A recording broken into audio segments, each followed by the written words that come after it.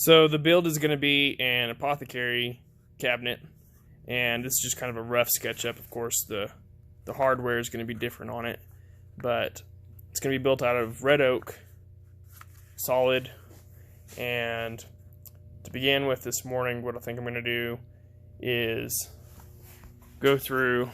I've got these top two boards here that are going to be the outside casing.